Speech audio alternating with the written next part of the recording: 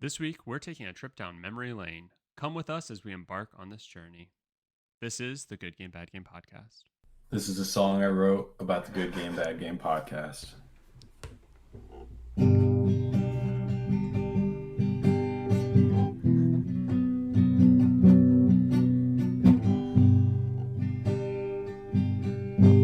Good Game, Bad Game podcast. Hello, everybody, and welcome back to the Good Game, Bad Game podcast. I'm your host, Spencer, and with me is a man who just finalized his sale of friend.com. It's my co-host, Mike. Mike, congrats. Time to invest all that money. In the metaverse. No, what? What? What? No. In like Apple and Google, and you gotta buy the dip. Buy. BTFD. Yeah, I'm definitely going to put all my money in something that Warren Buffett just took all of his money out of. Yeah. That sounds like a fantastic idea. What's Kramer telling us? Yeah. Do the opposite. You got to of look that. at you got to look at the inverse Kramer loop. Or the inverse Kramer chart. Did you see that somebody tried to make an ETF out of that? No, I did not see that. So funny. I think it literally caused him to drop an F-bomb on Twitter. Oh my god. What an absolute insane person. Yeah. I used to really like his show. Have you ever seen the movie Money Monster with George Clooney? I can't say that I have. Really, really good movie. If you're not a fan of Jim Cramer, don't watch it because I don't want you to get any ideas. Okay. But that was more of the public you. It's a really good movie, but it's basically about like a show like that, but then somebody loses all their money and then comes onto the show uninvited. I'll leave it at that. Yeah. All right. It's a good movie. For the Good Game, Bad Game movie club, watch Money Monster? I think it's called Money Monster. I hope it's not. Let's just leave it at that. Don't even look it up. Okay, I'm not going to. I like how you knew that's exactly what I was going to do. It felt like the way you trailed off was like, let me just quickly look. No, now I'm Googling friend.com. Do you not know what friend.com is? I don't remember what it is.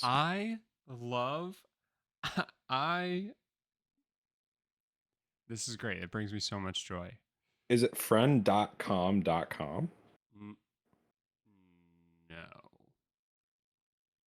This is like an old thing, right? No. Well, maybe. Very recently, somebody who's working on an AI best friend that you wear around your neck, that's called Friend, bought the domain, raised capital, raised funds for this idea of like 1.8 million, and then spent 1.7 million on the domain friend.com. So shout out to the person who owned that domain, the only person who will make money this year in all of this. Wow. My God. I'm shocked that you knew about that and I didn't. I actually am a little shocked too, but you're a well plugged in guy. I have not been. If Bloomberg doesn't cover it, which I'm shocked they didn't either, then I just don't know about it. Yeah, this is one instance where I'm a little surprised, but at the same time, like I only see this stuff because people are dunking on it and memeing off of it and stuff like that, right? Yeah, like, I'm a little detached from that. Yeah, well, it's good. I mean, again, if you were on Twitter or X, the everything app, as much as I was, I wouldn't be able to explain to you that there was a guy who found shrimp tails in his cinnamon toast crunch. It's literally we're the people will use the like Jesse and Walter White meme where Jesse's just talking about shit and then Walter's like Jesse, what the fuck are you talking about? That's us. That's Yeah. us. And I'm just secretly cooking back here. Yeah, yeah. Yeah, or not so secretly. You've got all the hot and best hot takes. Yeah. You I cook just all the hope time. that after I have enough money to both take care of my family and get treatment for myself, I don't stop cooking. I hope my real personality comes out. Right. But yeah, that's how we are. I'm Jesse, constantly going, there's this guy, dude, he found shrimp tails in a cinnamon toast crunch. And you'll be like, what? And I'll be like, now he's saying that he'll do a lawsuit, but Cinnamon Toast Crunch is demanding that he sends the bag back to them so that they can run their own tests against it. And you'll just go, Spencer, what the fuck are you talking about? Oh my god. It's good stuff. It's good stuff. It is. So I'm looking at friend.com and it's literally just like a splash page. And it's just a person laying on a bed or a sofa smiling with this big ass fucking amulet on. And then at the bottom, it's like a little text message from a friend. It says, "No, I think you were vulnerable. There's a difference." Mm-hmm. And it literally, like, the way that the sun is coming in the picture, it's got kind of like a film grain to it. Mm-hmm. It literally looks exactly like the film style from Her. Yeah, 100%. Like, you could have literally put Joaquin Phoenix laying on a bed with the sun coming in, and I'd be like, yeah, I've seen this movie. Yeah, yeah. And hey, who better to solve the loneliness epidemic that is constantly tried to be pushed? What better way to solve it than to distance yourselves from actual humans even more? Like, what are we fucking doing? Did you see so I don't know if you'll be able to validate this, but I started like reading reports that Instagram pushed an update for like digital like friends slash girlfriends that you can use in the Instagram app. I don't know if that was like a beta thing that was, well, it's certainly a beta thing, but I don't know if it was a beta thing that was pushed out Oh my god. or I mean, I'd seen like I know there was an app that made its rounds that did something similar where it was like you can have an AI friend and then oh yeah, they exist. yeah. I'm not denying that, but to embed it as a feature allegedly, Yeah. I haven't seen it, but into Instagram. Sounds like the Snapchat like my AI thing that's at the top of your Yeah. chat, even if you tell it to go off itself in game, um, and it refuses to listen to that one and only demand by you. It's Overlord, but whatever. Yeah. It's crazy that like I saw that come in and got instantly annoyed. It's like I don't want to use this. I Yeah, don't. And it's so annoying. Like I turned it off or whatever. Like did as much as you could. Didn't get notifications from it. And the fact that it's still above my friends and family in my list of people to contact is just absolutely wild. yeah. It annoys me the amount of times I accidentally click into the chat for it Yeah. when I mean to like view a Snapchat from somebody else. Which well, I don't know why people use Snapchat, but in the year of our Lord 2024, but I really like it if I need to show people something. yeah. Yeah, I guess you and I do send snaps to each other. Yeah, mostly lawn related, Yeah, I was which gonna be mowing my lawn today, so you can expect one of those. let's fucking go. Uh but it is really just like it's something else.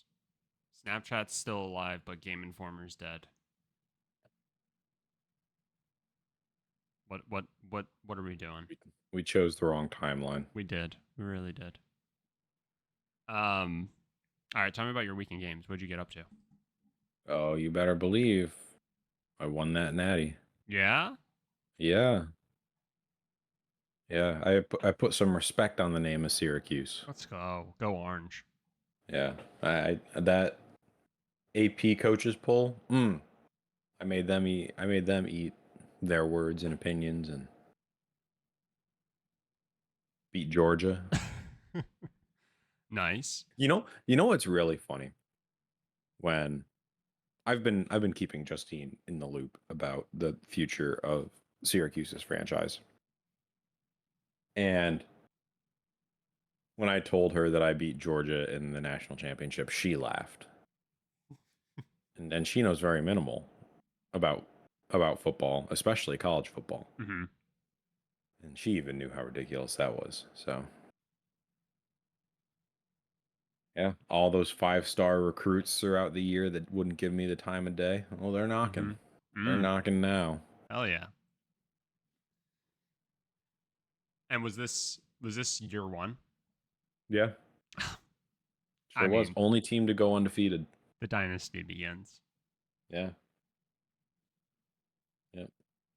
That's good stuff. That is good Running stuff. LaQuinn Allen on the halfback stretch 80 times a game. That is good stuff. I think it's always funny. Like with every sports game, basically, how it just becomes like an inevitability that like you create a dynasty. Like it always the scales always tip in favor of the player, and yeah, it's just really funny that you bring up how like you told Justine that you won the national championship with Syracuse and she laughed, and it's like that's any rational person's reaction to in X video game I took Y team and won Z championship, and I like think it's like yeah pretty much, okay, maybe maybe year one it's realistic, but once you've done it back to back years, it's like okay, we can all have a good laugh about this now. yeah, and wait till I get to my 10 Pete. Right, exactly. It's yeah, the first year, like the first year of a season playing a sports game is a lot of fun because you're just trying to figure it out. Mm-hmm. But then like you figure out what plays work, Mm-hmm. and like it just becomes way easier, and all you have to do is not mess up. Yeah. And you're putting 60 up on every team. Yep. Minimum. And like all rosters start out fairly balanced, but again, like I feel like it's just written into the code that like you get some preferential treatment when it comes to like free agents or stuff like that. So Oh, I only got 3 and 2-star recruits this year, and I'm already 3-0. well, there you go. Yeah. I guess And I guess the college I would imagine would maybe stay a little more balanced. and For some time. here's the interesting thing. Like, of course, a lot of the 5-star athletes want like there's like a brand recognition feature. Okay. Well, unless you want to do a commercial for Drivers Village in Syracuse, that's about as good as it gets. So it doesn't matter like how good your franchise is. In some cases, like if there's a really good recruit that wants the NIL shit, like there's no chance in Syracuse. Yeah. It's interesting. It's pretty cool. Yeah. Don't worry. I did my last undergraduate presentation, so I won't go too long into this. And this is related, I promise. We had to pick a city to convince like a business to move into, and it was random. Like my professor had all of these names on like piece of paper. You had to go up and draw one, and I drew Syracuse. And she's like, "Oh, good luck. That's the hardest one." And I said, "Well, that's funny because I'm from there, ish." And so I know how to successfully pitch to bring people to Syracuse. It all starts with the Erie Canal. And did you get perfect marks? I got like an 87, but The only funnier answer to that would have been no. I failed. It's just like this is the hardest city. Oh yeah, watch me failed. Well, Mrs. I forget your name. You're about to see someone get the worst score on the hardest city. Only up from here. Joke's on you. Oh man, that's good stuff. Yeah. Yep. So that's been my weekend games. No need to talk about anything else, and that will be the case in perpetuity, I'm sure. Yeah, I think that makes sense. I mean, not to go too far down a rabbit hole, but we don't really have a strong structure this week. Is there any game coming out that you can think of that's like really got you excited, like that you're like, oh, that's like a Cyberpunk with like the DLC last year, and like Starfield came Mhm. out and stuff like that, right? Like that whole what 2-3 months there was just so tight with some like really like solid big titles coming out. I mean, is there really anything that you can think of? I still haven't played Starfield since I then. Yeah, I know there's stuff to Um, go back to, but I'm genuinely excited about Star Wars Outlaws. okay, yeah, I do think, and I'm trying to figure it out because so many of the Star Wars games are coming to Game Pass now. okay, But with it being Ubisoft, like I'm not sure. Like there are certain Ubisoft games you get on Game Pass, and I'm assuming this will be one at some point, just not right away. mm-hmm, But I really want to play this game, yeah. so I might get it. And it comes out on my birthday. Like, come on, it's a Oh, good birthday gift. oh, mamma mia. Okay, that makes sense. But I am really excited for that game. I actually just watched you do you know Modest Pelican The on YouTube? the name rings a bell. I don't know if I've Okay. ever watched them. He must have gotten a like early access thing. Okay. And I can't believe that Lucasfilm / Ubisoft gave that to him because holy shit. It's really funny. I would recommend watching it. But he like goes through and plays it, and he makes it kind of satirical, and um the gameplay just looks like a ton of fun. Like Yeah. it looks like close to like what Splinter Cell Blacklist did, Okay. but open world. So Yeah, it's a good call. I kind of shame on me. I forgot about that. So and how will you find out about new games moving forward? true. So true. Yeah. Hmm. I have another question for you before we Okay. keep moving on. Is there a song update? Yeah. Um there is an update. And the update is I haven't done anything. Okay. The other update is I haven't thought about it since we talked about it. This was like a subtle and public way, so not subtle at all Yeah. of giving you a reminder. You should also ask me about the trophy that I said I would make for you. You're Okay, getting it. I promise. I don't know if it's going to be within the year that you did it, but I'm you're gonna getting it. I'm gonna say you shot yourself in the foot there. I forgot about that.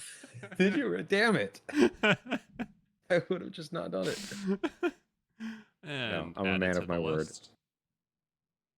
Which, not to, not to jerk my own chain, um, but to give you a slight update on the challenge for this year. Um, if you remember, I had like a really hot start, and now I'm Yes. basically I only got 3 platinums in July, so I am now back to basically needing the monthly average I would have needed at the start of the year. Like to get to 100, you need 8.5 a month, and I'm at 65 going into August, so I need 7 a month. So shout out to MLB The Show. Am I right? It's amazing how much that can put you back. Yeah, it's crazy.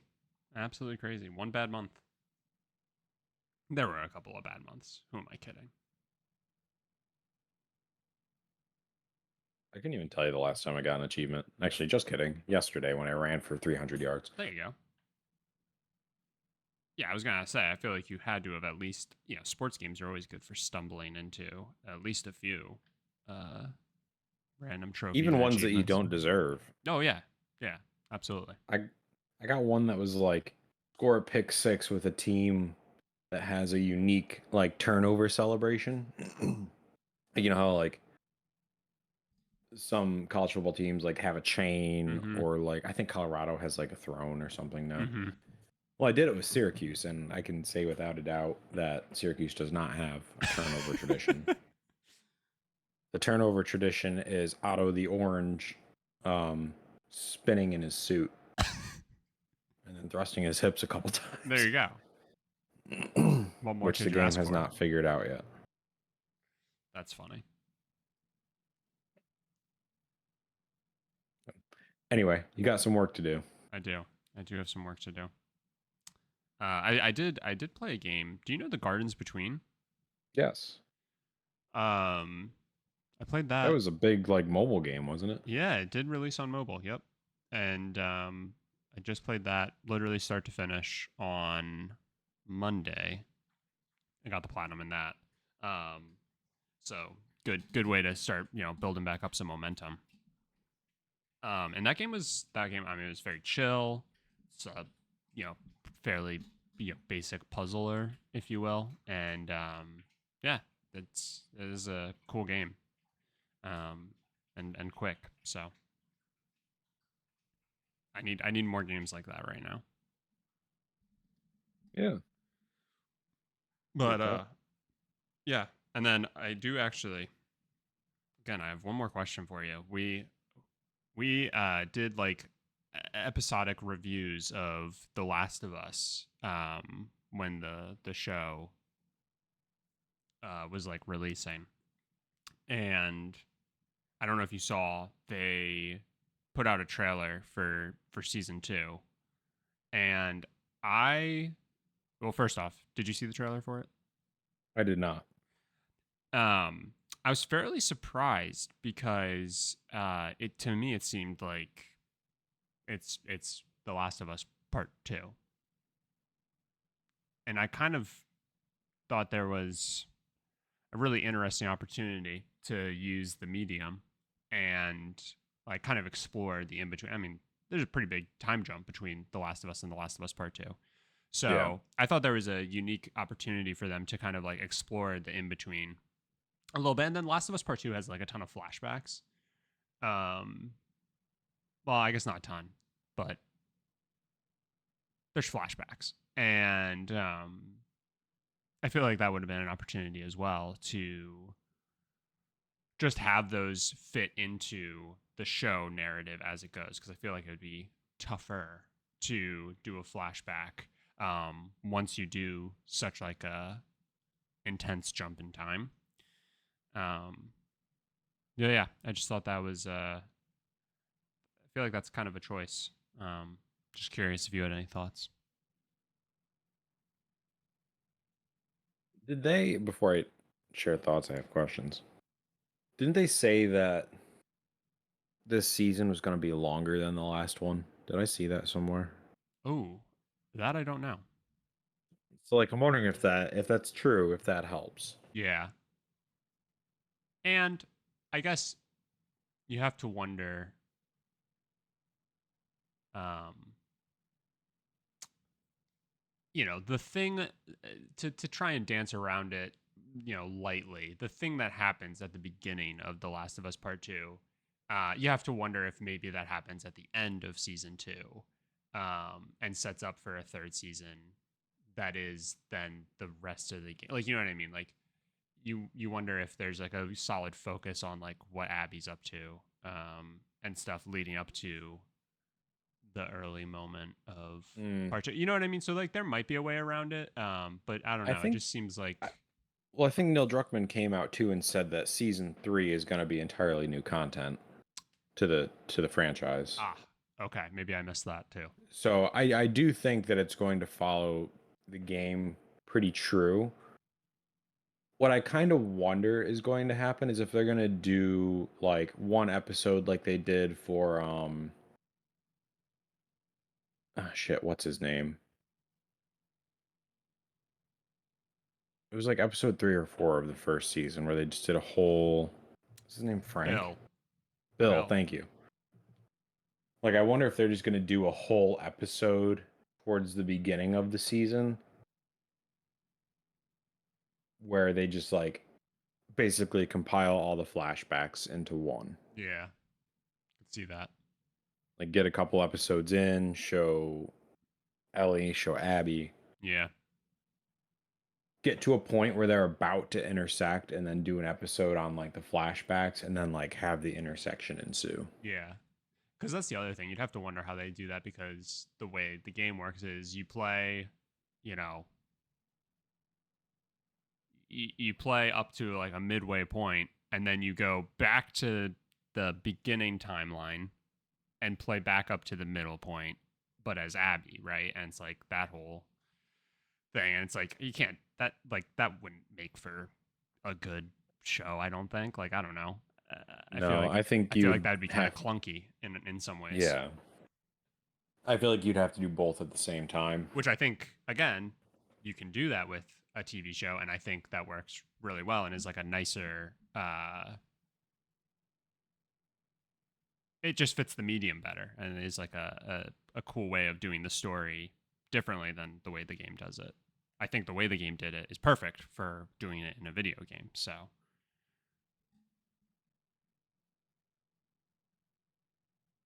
Anyway, I'm really interested. I'm really excited. I'm excited for it. I know it's not, the season isn't going to be out until 2025, but I feel like they did a really good job with season 1, so I have no reason to believe season 2 won't also be very good. Yeah, I'm excited, and that's like January, right? I don't know. I just know 2025. I can try and look quick.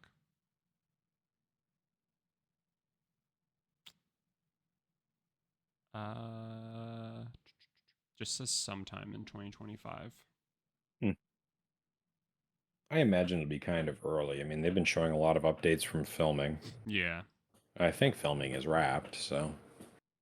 Yeah, and if you're already putting out like the official trailer and stuff, yeah, I would agree. I would imagine it would be, I mean, it's August right now, so.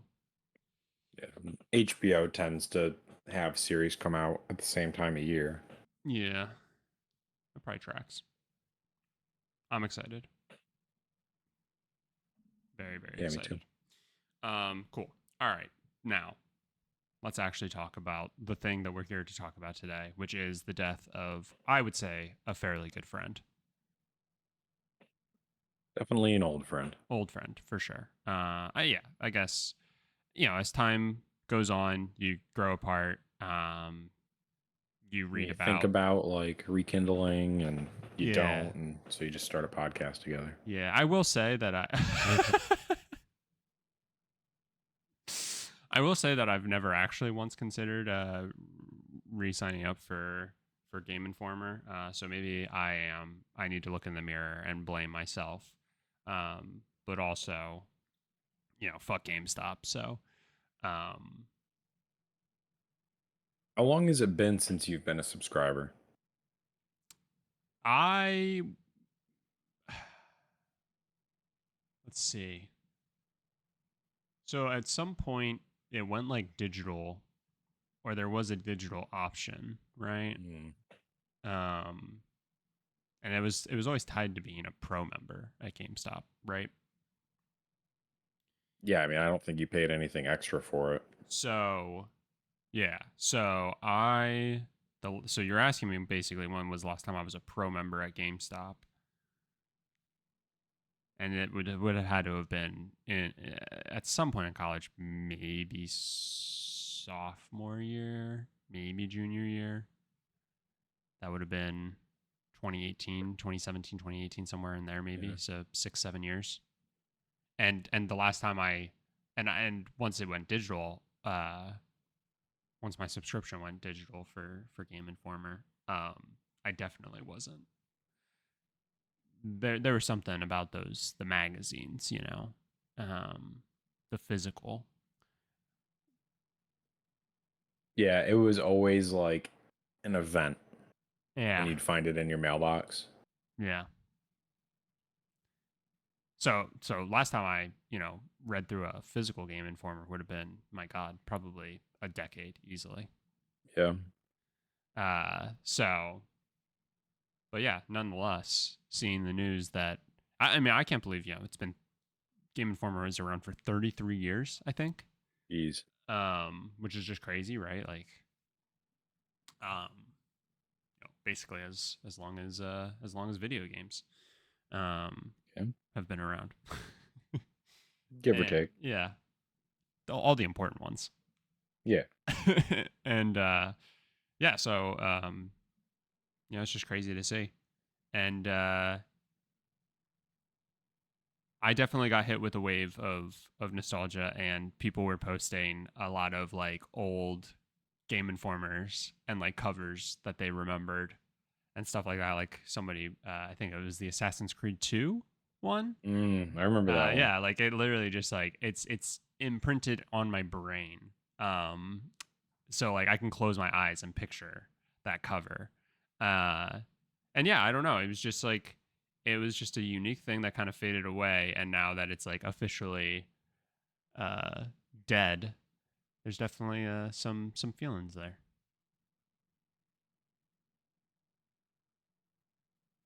It's funny. I saw that come through and I was like, "Aw." And then I was like, didn't realize it was still a thing. Right, exactly. It's knowing that it's like a fine, like it's final, right? Like you can just Yeah. forget about something, but then once you know it's actually gone forever, it's a totally different feeling.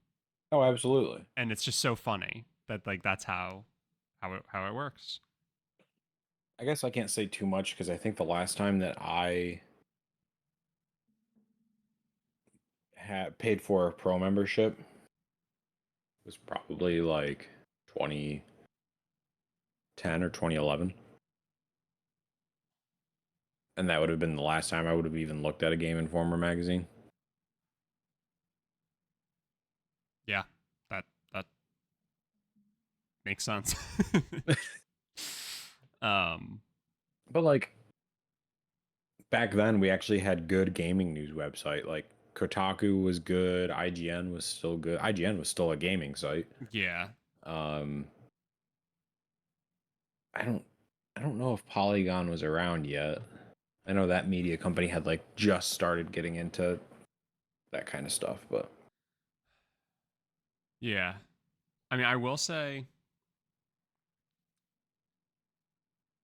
to give Kotaku props, which is not something that I would typically want to do. They at least, from what I can tell, for the most part, are still at least gaming centric, albeit with like at times the most rage baity titles. And just like, what was I can't even remember it, but there was an article that basically was just like,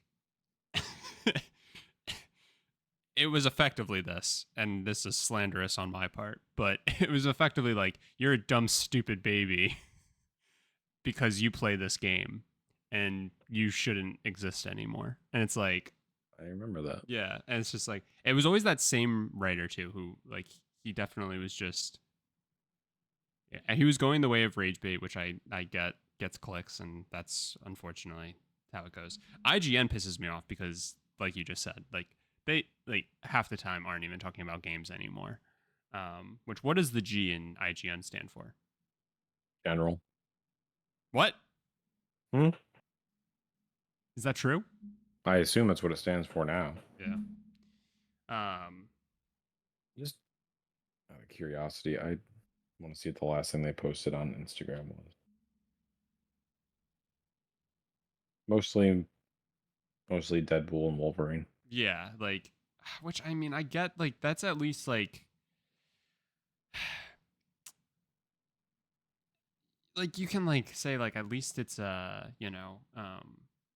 nerd culture adjacent, right? So, Sure. um, but they cover like I'm sure they had like a trillion like articles about Oppenheimer when that was like blowing up, in Barbie, right? And like the whole like Barbenheimer stuff.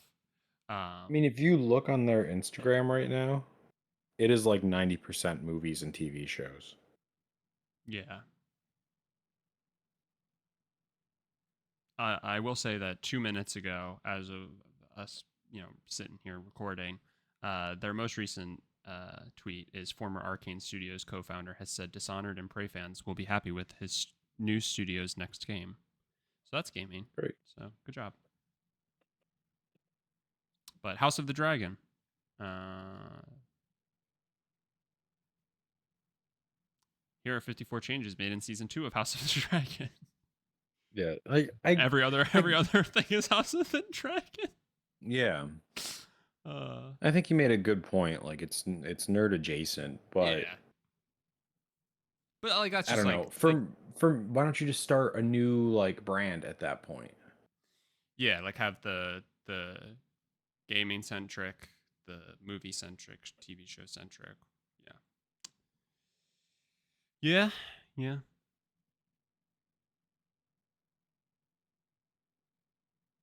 I mean, It's gaming. Go ahead. go ahead. No, please. Mine was kind of a transition because like this was the last like major monolith of gaming magazines, right? Yeah, that I can think of, right? Nintendo Life's been gone for 10, 15 years now. Mm-hmm. PlayStation Magazine's been gone probably around 10 years. I think there was an Xbox one, but I think that one may have been gone even before the other ones. Yeah, and I mean, I get moving away from traditional like physical media because that's just the times. But yeah, like there was something very satisfying about the setup of Game Informer, and like it brought attention to some stuff that like at the time at least you wouldn't have otherwise known was like a thing, right? And like you know for the most part, I would say like at least when I would at least when I was getting it, I don't feel like when I would like go through and like look at the reviews that they had and stuff like that, I don't feel like everything was like a 9 out of 10 or 8.5 out of 10 and up, like I feel like there was definitely like a solid mix of scores and stuff like that. And yeah, I mean, it was just like a nice culmination. It was all wrapped up real nice in a little, digestible magazine, and Well, and I think got you good articles and stuff like that. yeah, and I think you maybe learned more about games you wouldn't regularly give the time of day to as well, because I mean, you got the magazine, you just kind of page through it, and I don't know. I used to read everything, and I feel like that led me to discover, you know, more games than I would necessarily consider playing. Yeah, I mean that was back when I was literate, but yeah. Yeah, true. Definitely could read better back then. Do you It would take me like a whole month to get through a magazine. If I even started, I've got a magazine sitting right next to me that I have a fucking article in, and I still haven't read it. Yeah, but that's boring. Yeah, it's true. My life tends to be pretty boring. That's too adult now. Yeah. I want to read the fun kid stuff. Send me a highlights magazine. Do you have an article that sticks out that you can like vividly remember from Game Informer? I do. And this would have been sometime in 2005 or 2006. Okay. And it was when Splinter Cell Double Agent was coming out. And I remember reading through the article, like I carried that magazine around with me and just reread that article because I just thought it was so cool and such a cool idea. And keep in mind this was, like I said, 2005, 2006. I was maybe 10. Mm-hmm. So no way I was going to be allowed to like play a mature game.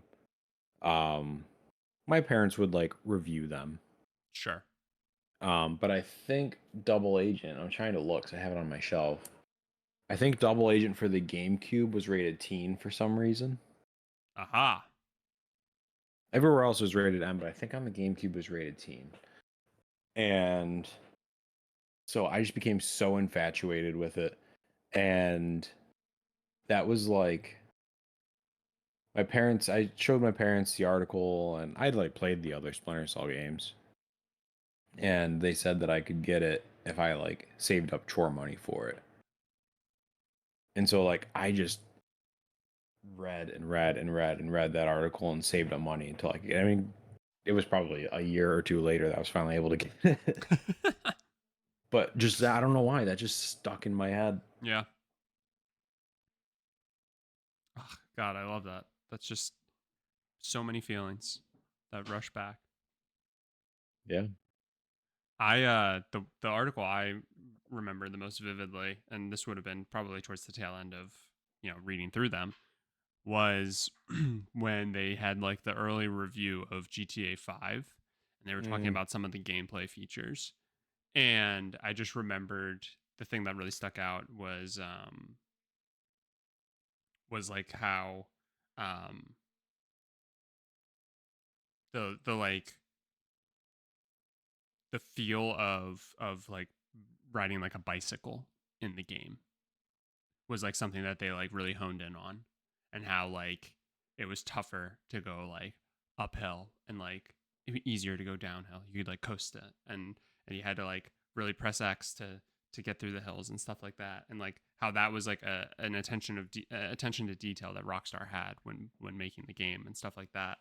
And I remember how much that stuck out to me, and just like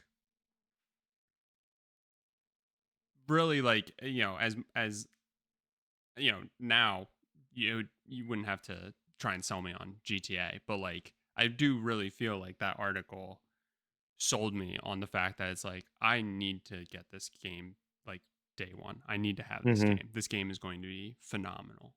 And just yeah, that really sticks out to me.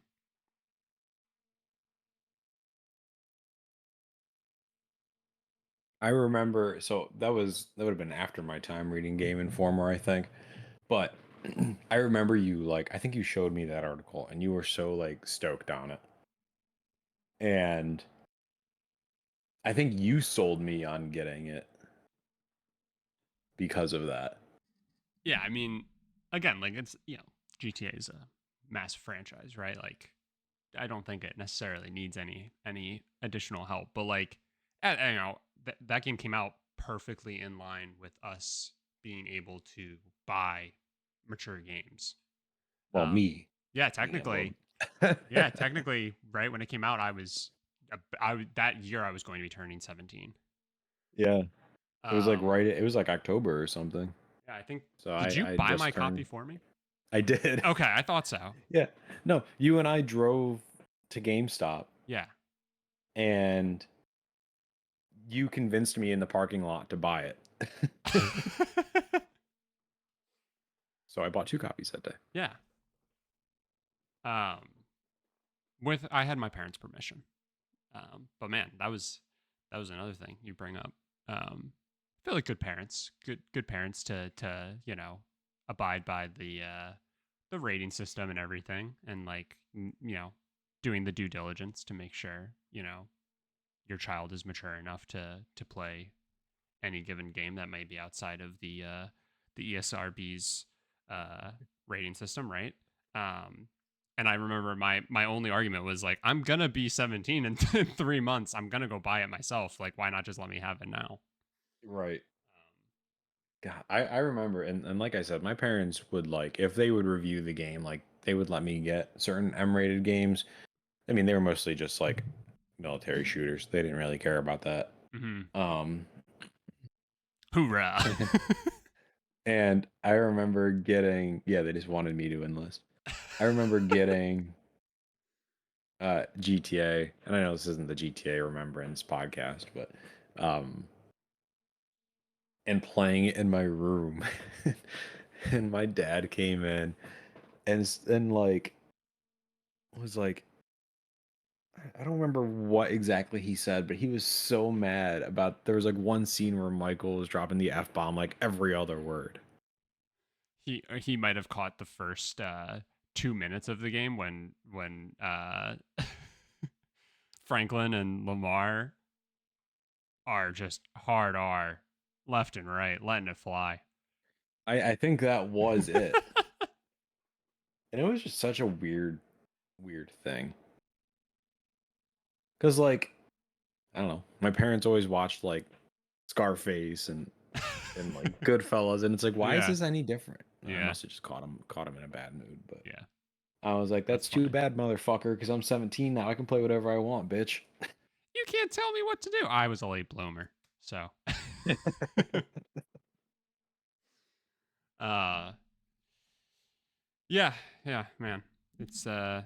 It is really funny to think back on like Game Informer and like the the way just in general media for gaming and the landscape has changed. Um,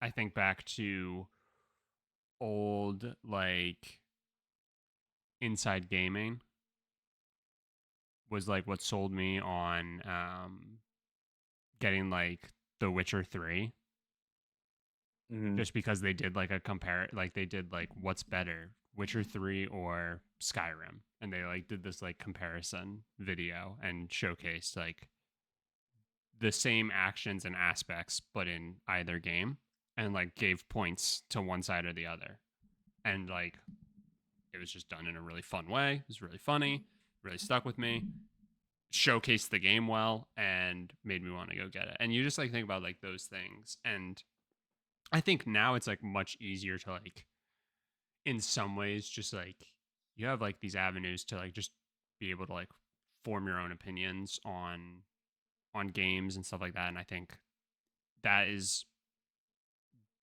in a lot of ways just as powerful, obviously. But I do think like a lot of stuff is unfortunately like it just slips through the cracks, and like you just don't have the opportunity to like witness something be showcased or put on like a bit of a pedestal and like in an easy way for you to take it in, right? You can't just go to Mhm. IGN and find these hidden gems, which I think IGN does still cover small games. Like I'm not saying that they don't, but like you go to IGN's website and it is a fucking like it is just impossible to like dig through the stuff unless you're there 5 minutes after the article's posted. It's going to get buried by 13 think pieces on House of Dragon season 2. So, um, yeah, it's just kind of funny to like think back, and this isn't like a things were so much better then sort of thing because, um, really I just think at the time it was what I needed in order to like find certain games, and now I feel like I'm able to do it on my own as much as possible, which is good. Right. So how do you learn about games now? I What's like mean, just the collective view? Like, is it all up to influencers now? Is that the only way that you can like? right? I mean, that is. I Because mean, physical media is gone. yep. I mean, you look at like Rooster Teeth, like all these big media channels with good connections are gone, and now you're basically just up to like people who worked in the industry and have made those connections. I guess I don't know. Yeah, I mean, I would say that like the way that most people will learn about stuff is through the big events. So, Summer Games Fest is like when the most eyes are on the gaming industry as it presents what is coming, right? Um and then the other thing, and this is something that I think we've talked about a billion times and we've beaten it like no other, but like you do still have, review sites. So IGN will still do reviews of games. The problem there is though that like it's really only the big games, the big AAA Right. games that again most people know are already coming, and for the most part, it's just 9 out of 10 after 9 out of 10 after, and or they give a game a just 7 out of 10, and people melt down over it because everybody just gets so stuck with like, oh, this is the game to end all games for me, which is great, and it can be, and then they let you know outside forces influence their feelings on it. Mm-hmm. Um, but yeah, I mean, like outside of those, it is really tough. Like you have to like keep your own tabs on things, and you have to be, I think, like really tapped into those community spaces. So if you're like a fan of Stardew, right, and like those like cozy farm sim type games, um, you're you have to like dedicate your social media intake um, to people that are in that space. So people who are often like defined as like cozy streamers, right? So they're going to be the ones who most likely get some sort of, to your point, like influencers, right? Like they're going to be the ones who get some sort of early access or free copy to like put the game on display for the general public. Uh, that's like the way now, right? Like outside, like there's no just or there's not as many anymore. Gameplay trailer followed by the 10-minute first look gameplay session. IGN still has those. Um, to stick with like the whole point, Game Informer had the exclusive ramp up rights for media stuff for Dragon Age, for the new Dragon Age, and then it just all got nuked. So like, shout out to Dragon Age. Like any work that's been done there to like start like a media cycle for it like is gone. Hmm. um because also that's another thing that we just talked about this last week with the Xbox store, but the other like just absolute savage move with taking away Game Informer is not only just that it's done, but like it's all gone. And that's just the worst. That's just fucked up. Mm-hmm.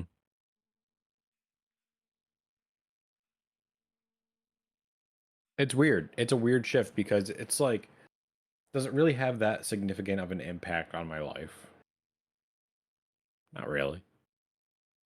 But just the finality of it, and then actually considering the fact of how much the gaming landscape has changed. Mm-hmm. I certainly think it's lost its charm. That's my opinion. I'm sure it's way more negative than I need to be, but like I, I don't know. No, I don't really know how to feel about it. I hear you. There's some like lost like, I'm not gonna say it's not fun, right? Like I still find gaming incredibly fun, but like the presentation of it has gotten so stale, I think is like the right way Yeah, that makes sense. of like putting it. And like yeah, it definitely has lost a lot of charm. Um it's all too like it just feels like very invaded by business men and investors. Think of the investors. What will we do about the investors? So I think that has like been a part of the shift, right? um you know I feel like nuking Game Informer is a cost cutting Yeah. move solely, right? Who cares about the other stuff?